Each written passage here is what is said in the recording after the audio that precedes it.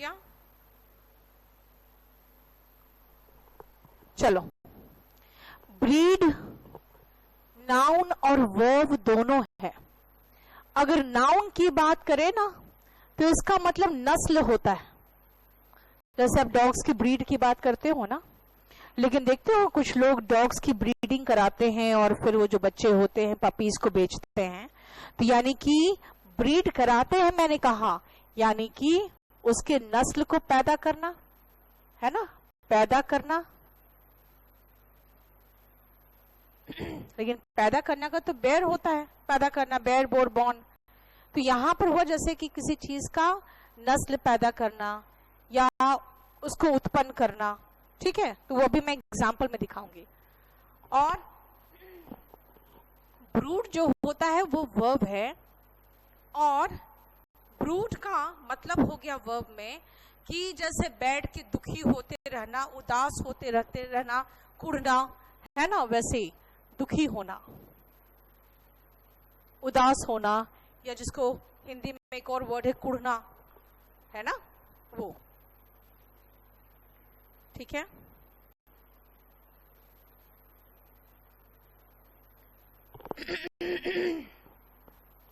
लेकिन अगर ब्रूड को नाउन में देखोगे ना तो ब्रूड का एक नाउन में भी मीनिंग है, वो है फैमिली ऑफ बर्ड्स।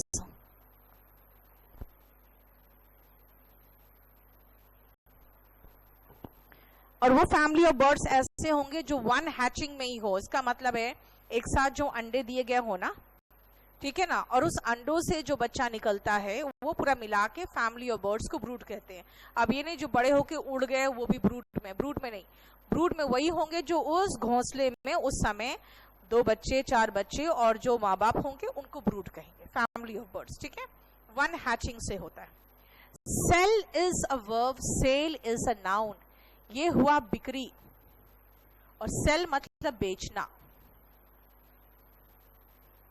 ठीक है, क्लियर। कंप्लेन वर्ब है, कंप्लेंट नाउन है। कंप्लेंट का मतलब हुआ शिकायत, और कंप्लेन हुआ शिकायत करना। कंप्लेन हुआ शिकायत करना, कंप्लेन। अब बोलोगे इसका सेकेंड फॉर्म कैसे बनेगा? इसका सेकेंड फॉर्म ईडी लगा के बनेगा, ध्यान रखना। मैं नहीं लगा रही इसीलिए क्योंकि यहाँ पे फर्स्ट हम बेस फॉर्म से बात कर रहे हैं, लेकिन अगर सेकेंड फॉर्म बनाना तो इसमें ईडी लगेगा, ठीक है। ये तीनों वर्ब है, एंश्योर, इंश्योर और एश्योर। एंश्योर हुआ सुनिश्चित करना,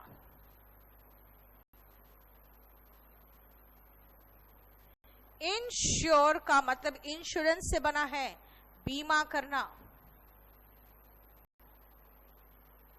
और एश्योर का मतलब होता है आप किसी को श्योर कर रहे हो, यानी कि तसल्ली दे रहे हो, तसल्ली देना, ठीक है। ये तीनों वर्ब है, तीनों का मीनिंग देख लो, बोलो कोई प्रॉब्लम?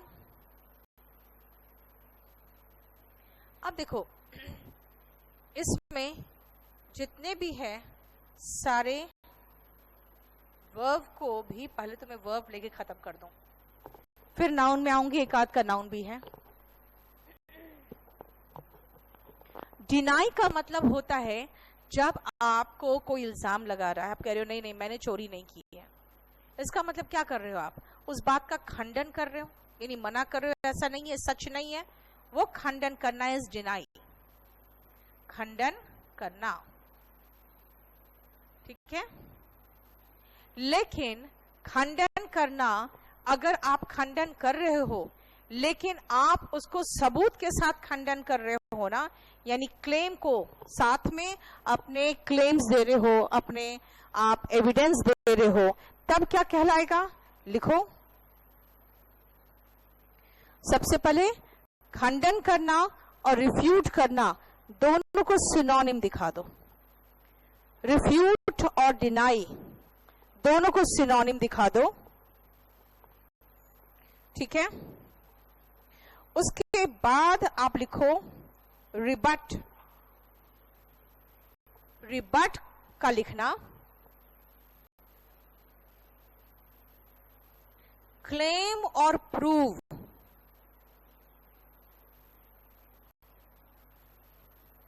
दैट एविडेंस और जो इल्जाम लगा है, एक्यूजेशन इज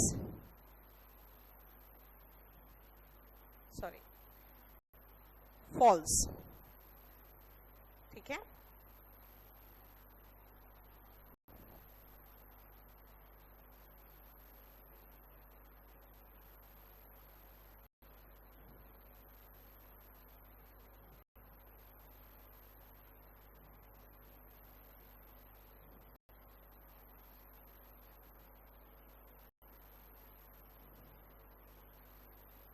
ठीक है।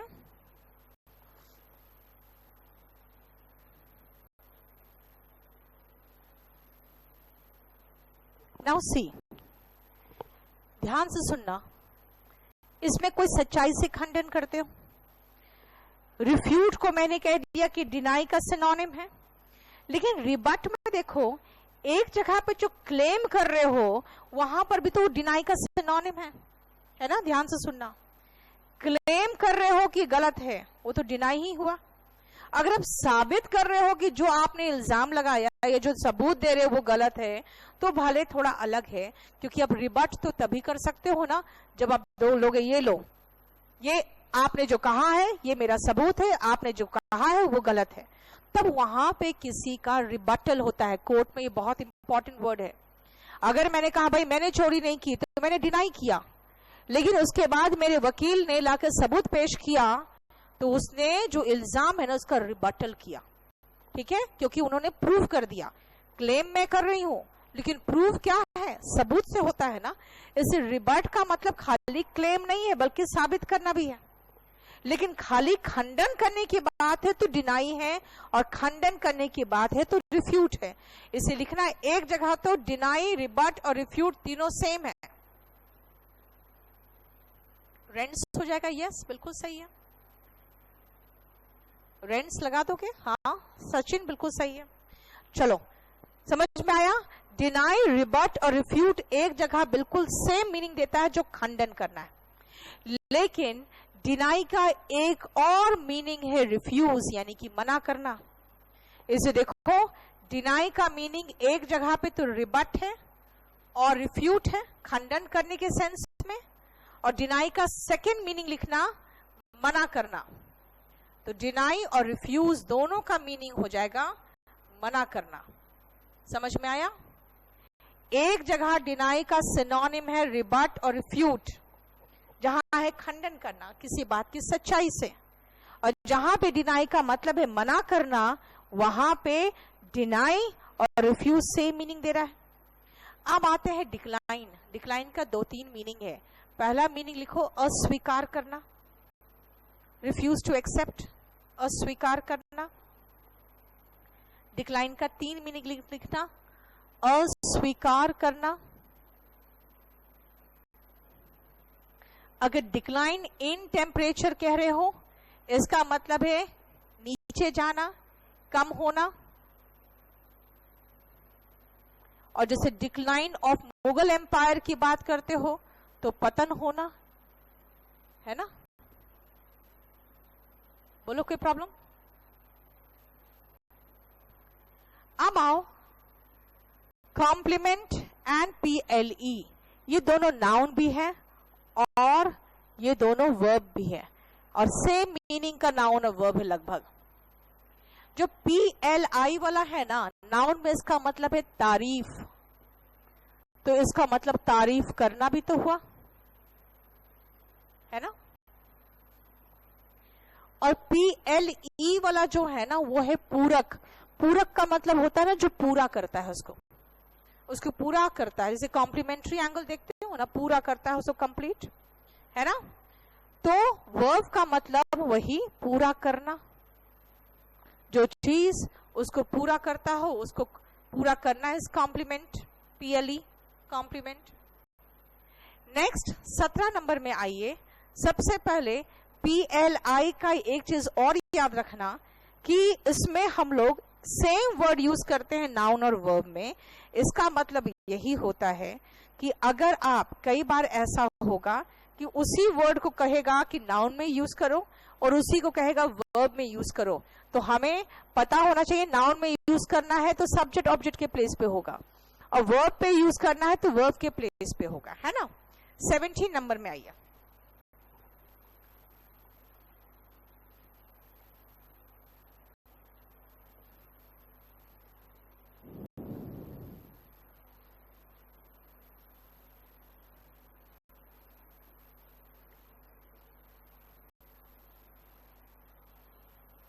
ठीक है,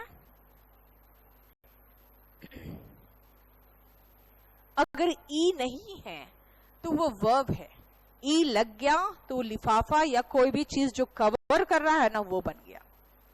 देन आओ comprise, consist and compose.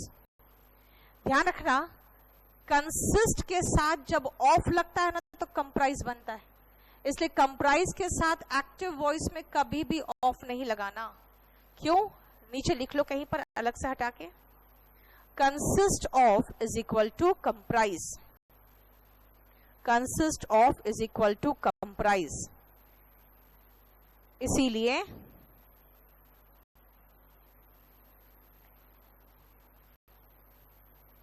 Comprise के साथ एक्टिव वॉइस में ऑफ ना लगाएं, इसलिए कंप्राइज के साथ एक्टिव वॉइस में ऑफ ना लगाएं, कंप्राइज के साथ एक्टिव वॉइस में ऑफ ना लगाएं। Consist of is equal to comprise, so do not use of with comprise in active voice.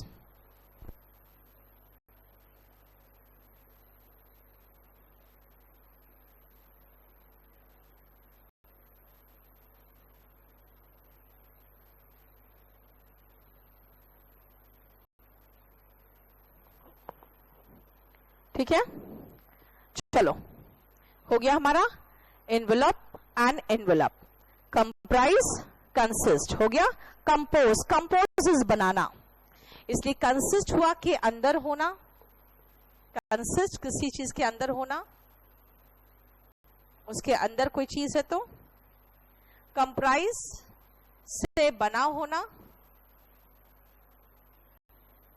और कंपोज बनाना। देखो अवॉइड और शन दोनों सिनोनिम है, इसका मतलब होता है से बचना, और ये वर्ब है।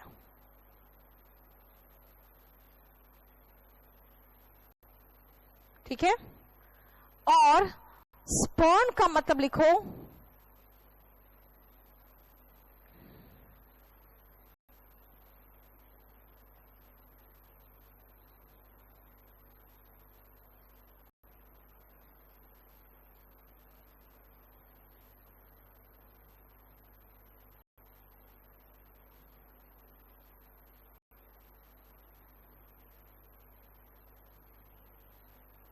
टू इग्नोर, क्योंकि जो व्यक्ति है ना वो लव, अफेक्शन या अटेंशन डिजर्व ही नहीं करता है, इसे स्पर्न का मतलब हुआ टू इग्नोर।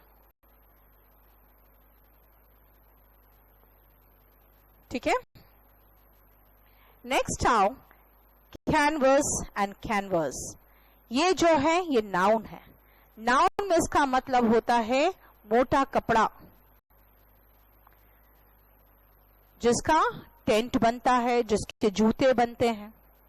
और VASS आ गया, ये होता है घूम घूम के वोट मांगना, जो हाल फिलहाल आपने देखा होगा इलेक्शन के दौरान आपके नेता आपके घर दरवाजे पर आते हैं और वोट मांगते हैं, है ना, वो हुआ।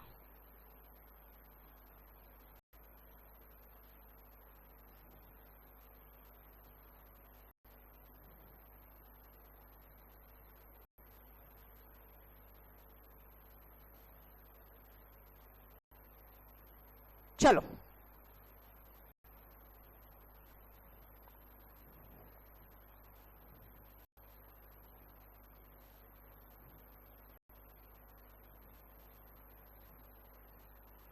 बोलो, कोई प्रॉब्लम यहां तक?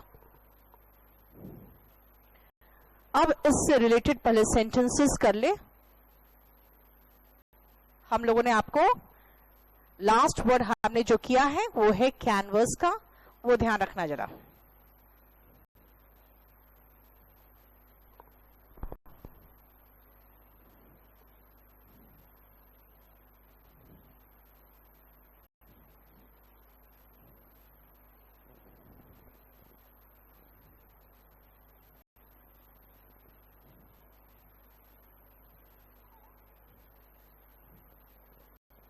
नेक्स्ट आओ, सेंटेंसेस लिखिए। कोई क्वेश्चन? शन का मतलब वही हुआ, अवॉइड। ठीक है, कंप्राइज, रुक जाओ, कंप्राइज कंसिस्ट और कंपोज का है ना, मीनिंग जो मैंने लिखा है उससे कुछ बहुत ज्यादा पता नहीं लगने वाला आपको। ठीक है, आपको तब ढंग से पता चलेगा जब आप सेंटेंस का कंस्ट्रक्शन देखोगे। हम लोगों ने सेंटेंसेस हम लोगों ने 20 तक का कर दिया है, और नेक्स्ट आओ, हमने अभी आपको 11 to 30 लिखवा दिया है। सेंटेंसेस लिखो, सॉरी, अभी मैंने आपको जो लिखवाया है 10 और लिखवाया है, उसके क्वेश्चंस लिखना पहले।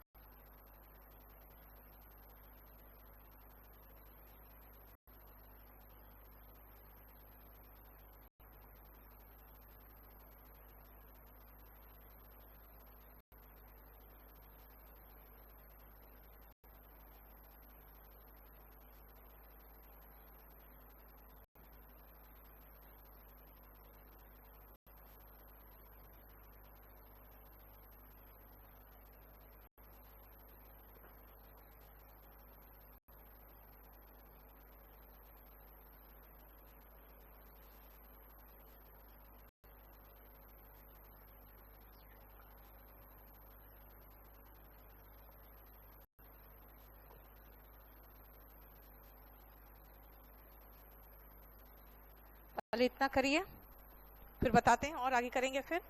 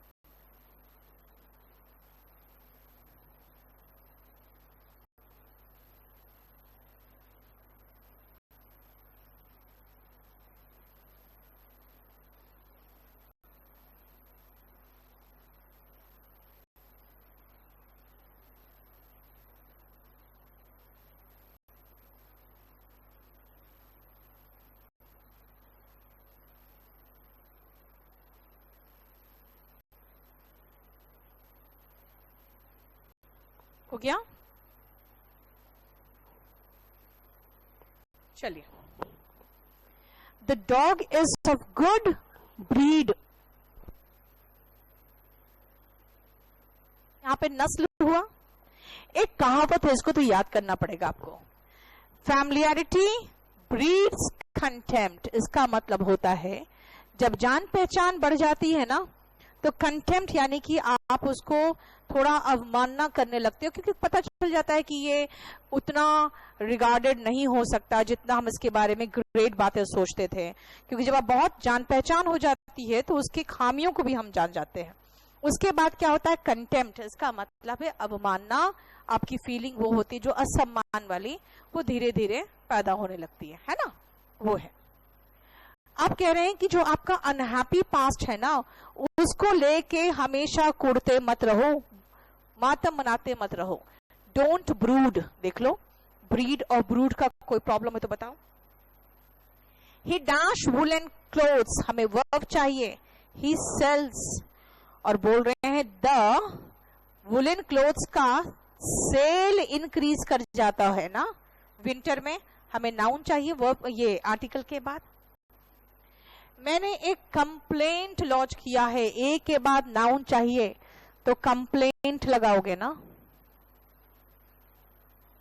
लेकिन 7 में पूछ रहे हैं कि उसने मेरे खिलाफ कंप्लेन कर दिया, तो कर दिया इस कंप्लेंट, कर देता है तो कंप्लेंट्स हो जाएगा।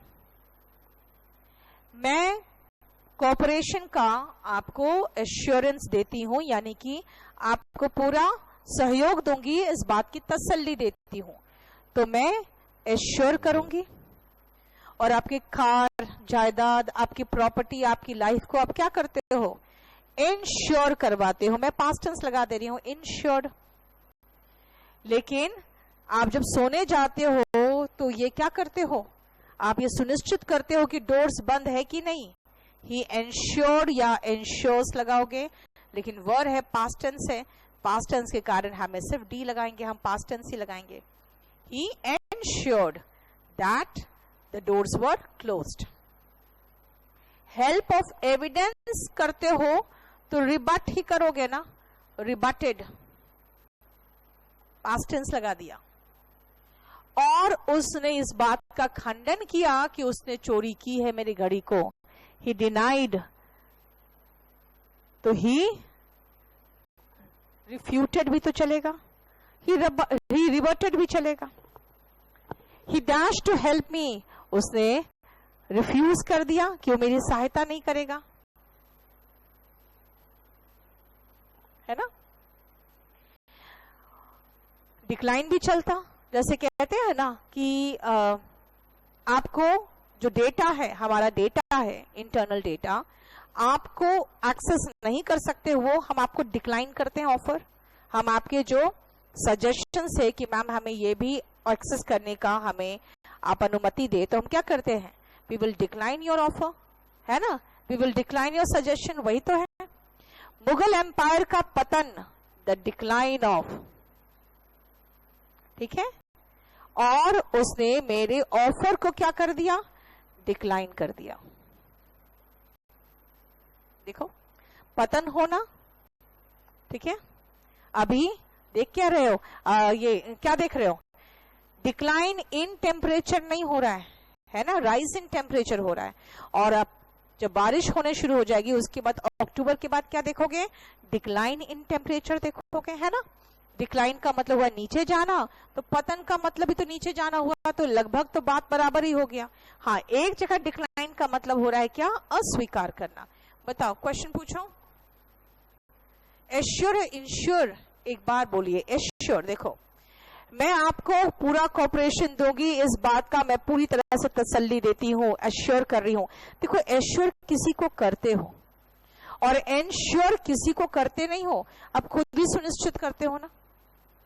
तो जब किसी को तसल्ली देते हो तो किसी को तसल्ली देते हो, और जब सुनिश्चित करते हो तो किसी को सुनिश्चित नहीं करते, बल्कि खुद देखते हैं जाके कि मैंने डोर्स बंद किए हैं कि नहीं, सब कुछ ठीक है कि नहीं। तो एंश्योर हुआ सुनिश्चित करना और एश्योर हुआ तसल्ली देना। तसल्ली आप किसी और को देते हो। 15th में ही रिफ्यूज्ड माई ऑफर चलेगा अगर आपके पास डिक्लाइन ऑप्शन में नहीं हो तो। हाँ, 3rd में कंप्लेन की बात कर रहे हो, किस में, कंप्लेन नंबर 3 में कंप्लेन। देखो कंप्लेन ओवर नहीं होगा ना फिर तो, ठीक है ना, प्रेपोजिशन भी तो लगाना पड़ेगा देख के।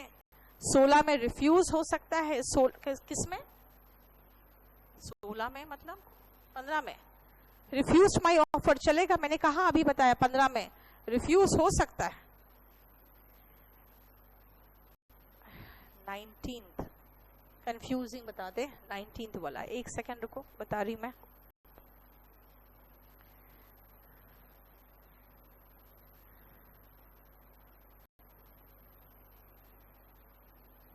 अभी मैंने आपको उससे करवाया नहीं है क्वेश्चन, रुक जा पहले मुझे क्वेश्चन खत्म कराने दो ना।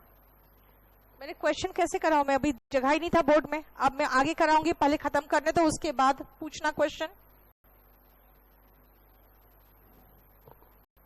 और कुछ है तो पूछ लो। 13 में डिनाइड, 13 में ही डिनाइड टू हेल्प मी। देखो रिफ्यूज का मतलब एक जगह तो डिनाई होता ही है, तो वहां तो चलेगा ही, है ना।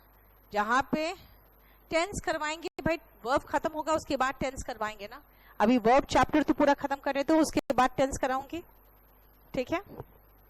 चलो 15 के बाद 16 नंबर आओ।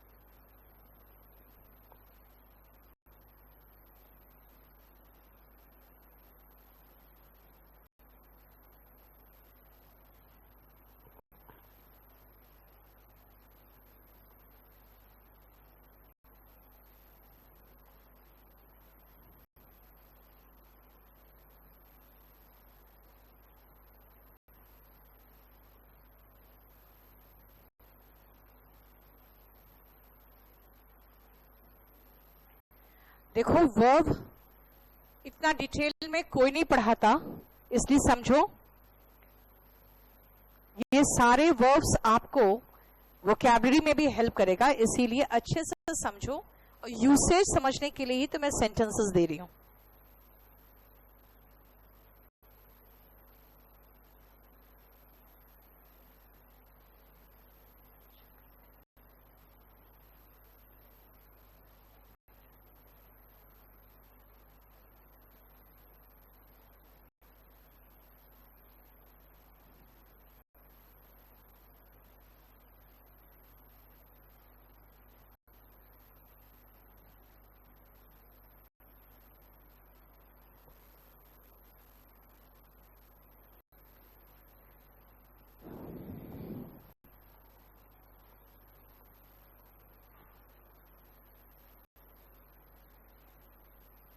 आज वो कैब का टाइम खराब हो गया, खत्म हो गया, क्योंकि हम लोग लगभग वो कैब ही करते रह गए, लेकिन वो ग्रामर के साथ करते रह गए।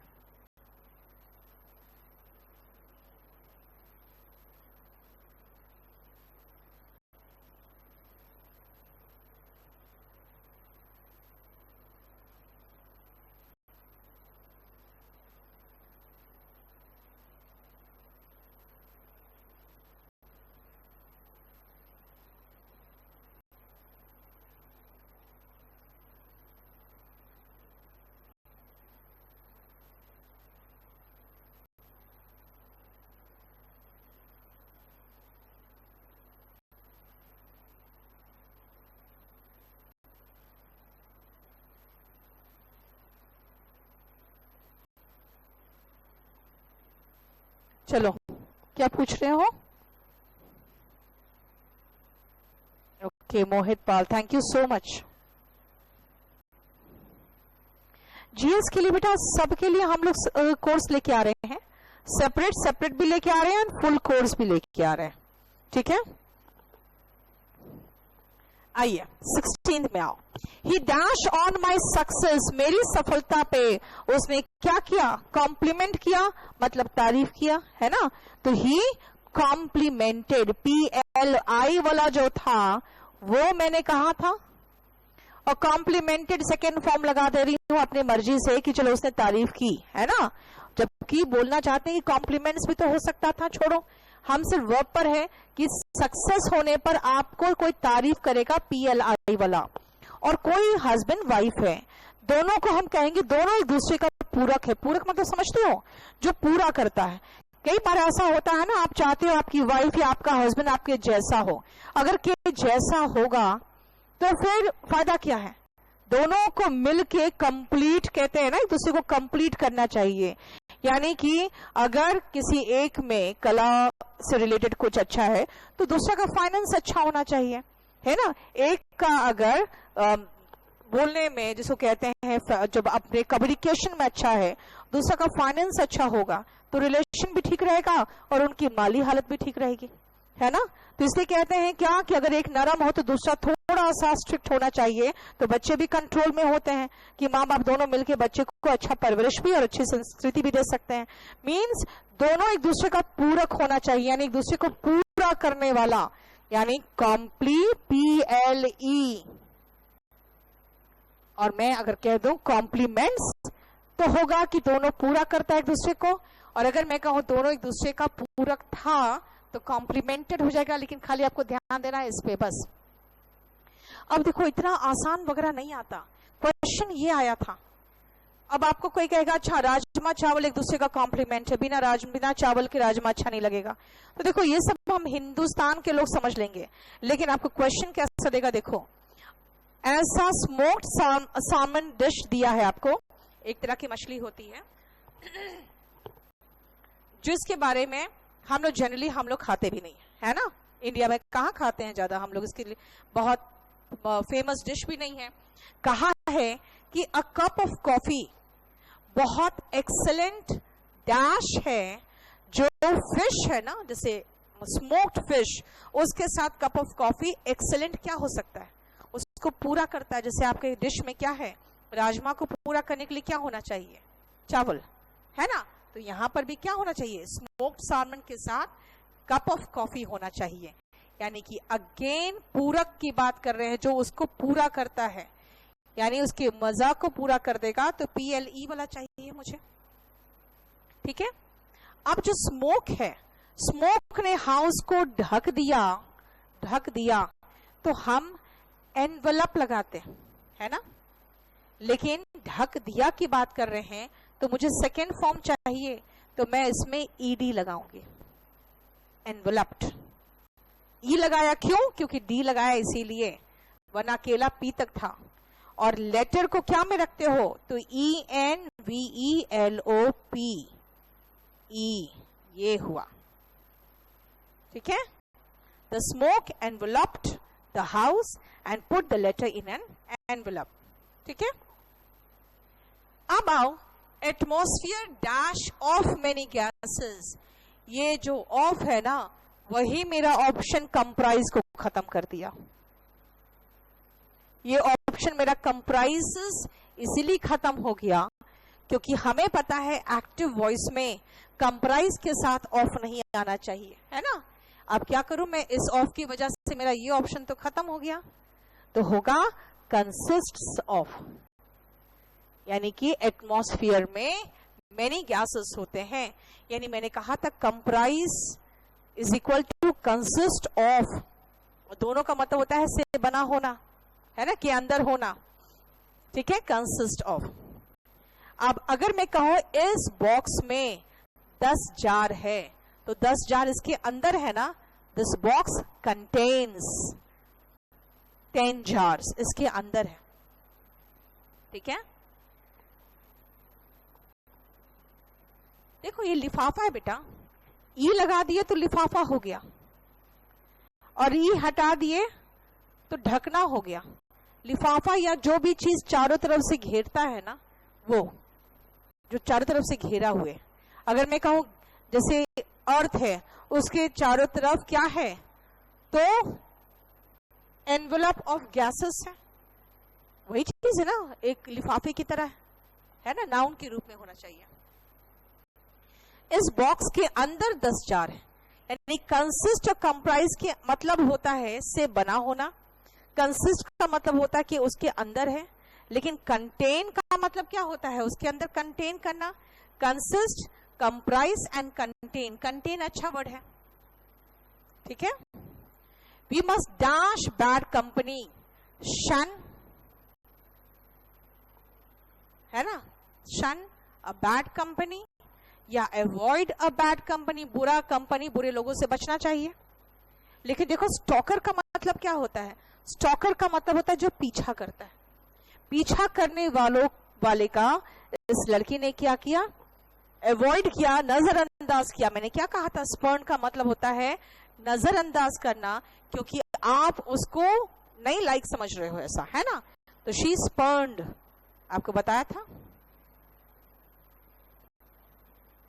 और किसी चीज को पेंट आप किस पर करते हो, कैनवस, VAS पे, लेकिन घूम घूम के वोट मांगना VASSED, है ना। बताइए, यहां तक कोई प्रॉब्लम है तो बताओ, पूछिए, कुछ पूछना है तो।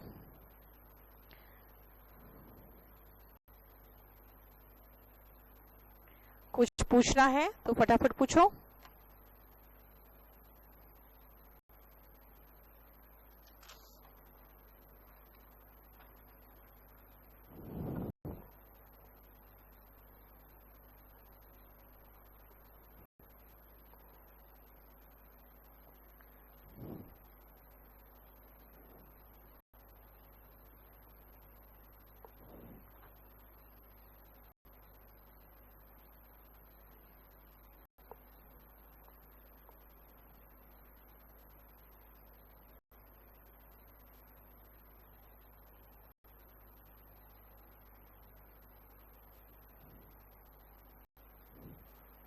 मैंने शीट नंबर 3 आपके पोर्टल में भी है और KD लाइव दोनों में मैंने शेयर कर लिया। डिक्लाइन का मतलब और रिफ्यूज का मतलब बेटा लगभग बराबर है।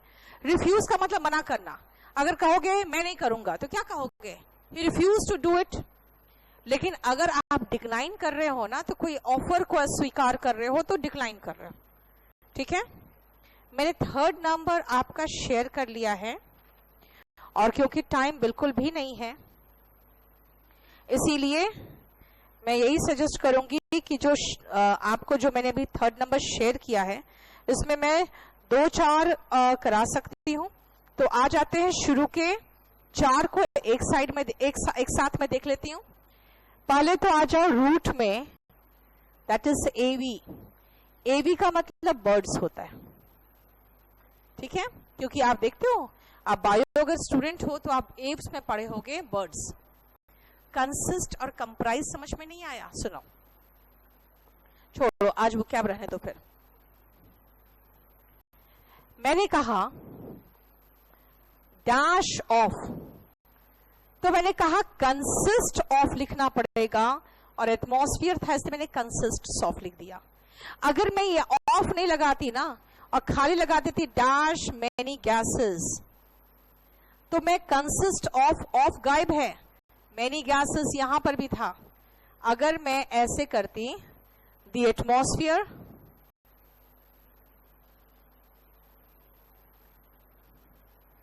डैश मैनी गैसेस, इसका मतलब होता कंप्राइजेस होता। क्यों?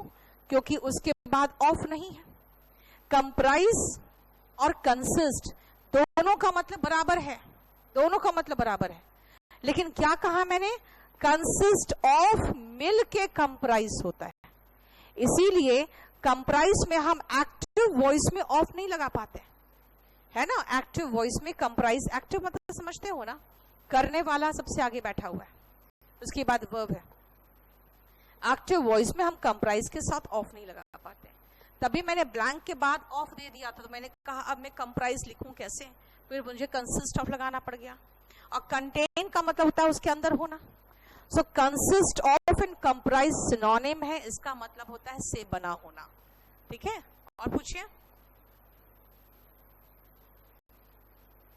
बस आज इतना ही रहने दो फिर, ठीक है। ऐसे भी वोकैबुलरी बहुत करा दिया मैंने, अभी तो वर्ब में वोकैब ही कर रहे हैं। कुछ पूछना है तो पूछो, मैं अभी यहीं पर हूं। क्वेश्चंस पूछना है तो पूछिए, बाकी लोग जा सकते हैं। अब आपका क्लास फ्राइडे को होगा, नहीं एक सेकेंड, सॉरी एक सेकेंड, फ्राइडे को मैं नहीं हूं, तो इनका क्लास मैं सैटरडे को लूंगी। इस बार मैं फ्राइडे को नहीं हूं बेटा, आप लोगों का क्लास सैटरडे को होगा, सैटरडे को सेम टाइम पर। हाँ, सैटरडे को 5:10 करीबन हो जाएगा मुझे यहाँ पहुंचने में, सैटरडे को होगा पापा क्लास, इसीलिए ध्यान रखिएगा। फ्राइडे को मैं नहीं हूँ, आप क्लास में सैटरडे को लूंगी। हालांकि मैं कल ले सकती थी, लेकिन बाई चांस फिर अगर कोई बच्चा नहीं देख पाया और वो कल नहीं आया तो फिर वो फ्राइडे को मुझे ढूंढेगा। इसलिए फ्राइडे को प्लीज पोर्टल पे अपडेट अभी से कर दीजिएगा कि मेरा फ्राइडे का क्लास सैटरडे को चलेगा। बस इस बार खाली मैं थोड़ा लखनऊ जा रही हूँ, आप में से अगर कोई लखनऊ का स्टूडेंट है तो जरूर मुझसे आइएगा मिलने के लिए। कपूरथला में मैं ऑफिस में ही रहूंगी दिन भर। चलिए, थैंक यू सो मच। और एक सेकेंड, क्या क्या है? कंसिस्ट, जीएस एंड मैथ्स के बैचेस कब से आ सकते हैं? आप मोस्ट प्रोबेबली 20-22 तारीख के लगभग मान के चलिए हमारे बैचेस आएंगे, और उसका अनाउंसमेंट कल तक हो जाएगा। वर्ब कितने दिन का चैप्टर है मैम? वर्ब में मुझे कम से कम अभी और 3 दिन लगेंगे, 3 क्लासेस लगेगा, ठीक है। थैंक यू सो मच सुमन, आप लोग से बहुत अच्छे से कनेक्टेड हो जा रही हूँ मैं। मुझे बस सिर्फ आप लोग का शक्ल नहीं दिख रहा है, अदरवाइज जानते हो जो मैं क्लास में क्वेश्चंस पूछते हैं ना बच्चे लाइव क्लास में माइक से, उससे ज्यादा अच्छा तो मुझे इसमें लग रहा है, क्योंकि इसमें साफ साफ क्वेश्चन पढ़ ले रहे हैं। उसमें क्या है, पहले माइक टेस्ट करता है, उसके बाद फिर आवाज आती है, फिर आवाज कभी नहीं आती है, तो ये तो बहुत अच्छा सिस्टम लग रहा है मुझे। देखो, जनरल स्टडीज का जो हमारा बैच आएगा ना बेटा, वो आईएएस के प्री लेवल तक होगा। आप असिस्टेंट कमांडेंट की बात कर रहे हो ना, वो आईएएस के प्री लेवल तक होगा। मैथ्स का बैच भी पूरा आ रहा है, और इनफैक्ट मैथ्स में हम बेस्ट फैकल्टी देंगे, आप खुद देख लेना ना यार। बेसिकली क्या है ना, यहाँ पे बहुत नौटंकी हो रहा है कि हाँ ये है वो है। हमारे जो टीचर्स हैं, आप महसूस खुद कर लोगे कि हम कितना फर्स्ट क्लास टीचर्स आपको प्रोवाइड करेंगे। आप खाली थोड़ा सा एक मैं आपको सजेशन दूंगी, थोड़ा आप केडी कैंपस का जो ये YouTube चैनल है उसको सब्सक्राइब कर लो, तो आपको इन्फॉर्मेशन भी मिलता रहेगा। और दूसरी बात क्या है कि हमारे टीचर्स भी मोटिवेटेड होंगे कि हाँ चलो हम लोग केडी कैंपस के यूट्यूब चैनल में फ्री में कुछ चैप्टर पढ़ा दें। तो मैं उनको यही सजेस्ट करूंगी आप लोग थोड़ा फ्री के क्लासेस भी लीजिए, और आपको भी यही सजेस्ट करूंगी थोड़ा सब्सक्राइब कर लो। बेटा एक तो अभी हम लोग फुल कोर्स का ला रहे हैं, 20-22 तारीख तक आ जाएगा, और उसके बाद फटाफट सारे इंडिविजुअल सब्जेक्ट्स के आने शुरू हो जाएंगे। लेकिन ध्यान रखना जैसे आप मेरे इंग्लिश के हो तो आपको उसमें कुछ डिस्काउंट मिलेगा, फिर उसके अगर हो गए तो उसके बाद और डिस्काउंट मिलेगा, तो वो सक्सेसिव डिस्काउंट होता चला जाएगा।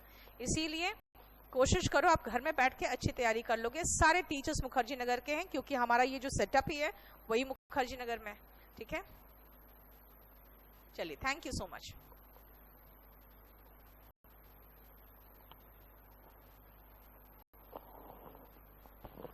और कुछ